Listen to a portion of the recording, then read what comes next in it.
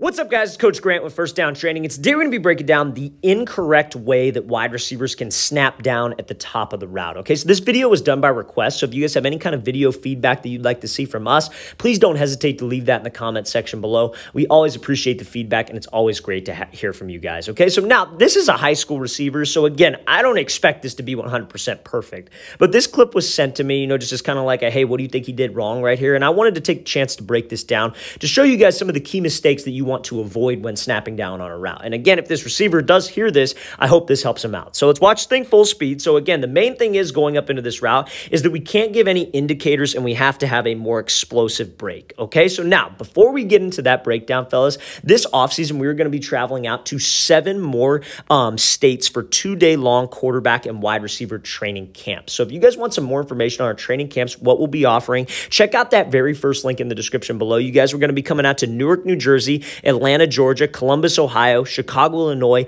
Dallas, Texas, Nashville, Tennessee, and Los Angeles, California. At these camps, we're limiting spots to only 10 to 12 guys per position group. So again, it's going to be a lot of detailed coaching. It's not one of those camps where we just get as many kids out there as we can. It's just a quick little money grab. Again, so if you guys are local to one of those 7 cities, would like to work with us, myself and my staff of coaches that all have D1 and NFL experience, check out that very first link in that description below. Let's get back to this video. So now, next thing. So when we're coming up here, the main thing is to get this DB to there's 3 phases of every route. When it comes to a snap down, you can't do 2 things. You can't give an indicator before you're going to snap down because that defeats the purpose of snapping down.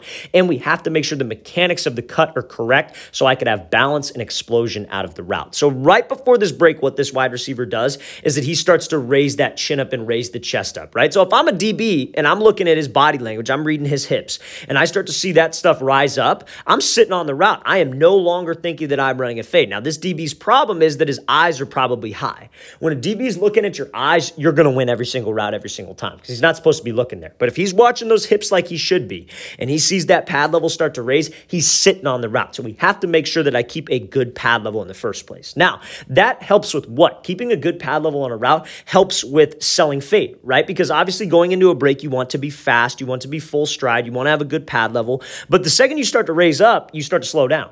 And the whole point of snapping down is so you can change direction while running full speed, right? So there's no point to give an indicator. You should keep your chin down. You should keep a good pad level forward. And the hip drop is what slows you down. Now, it all ties together. So now when he breaks down into this route, you see how he's kind of sitting back, right? Like, yes, he's dropping his hips. I like it.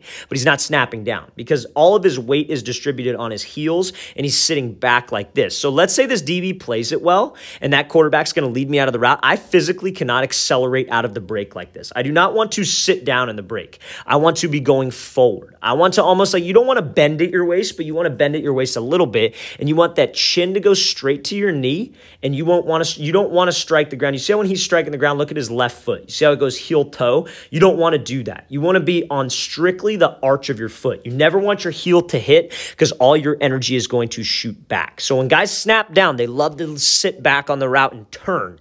You want to go forward. You want to be on the arch of your foot. You want to go forward with your pad level so you can drive out. Because you see when he gets out of this thing, you see how he turns and he's like this and that foot's outside of his frame. That's a ton of stress on the knee and a ton of stress on the ankle. If he doesn't slow down by raising his pad level up, he could actually injure himself because of how far that foot is outside of his frame. Now, again, I don't mean to critique this guy and bag on this guy. It's just for you guys to learn, and hopefully this guy's watching it so he could get better from this because this is a free breakdown of his game, right? So when you drop into that break, make sure that we're not on the heels. Make sure that we aren't turning my hips and my shoulders because all that is going to do is make me slow. And again, if that DB was right here, we'd have no acceleration out of that break. You have to drop on the arch of your foot, have to drop to that explosive position to create energy and to drive you out of the route with as much explosion as possible and to give no indicators on the route and not to waste time at the break point. Okay, so that is the incorrect way to snap down. I hope that can help you guys out. Let's watch it again full speed. So make sure, fellas, no indicators. The whole point of snapping down is so we can sell fade.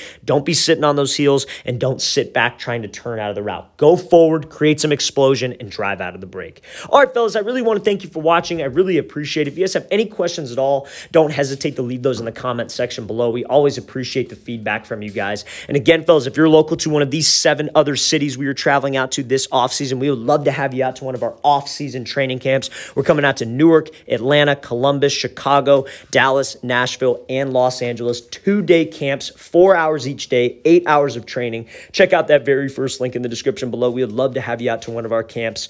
I'll see you guys next time.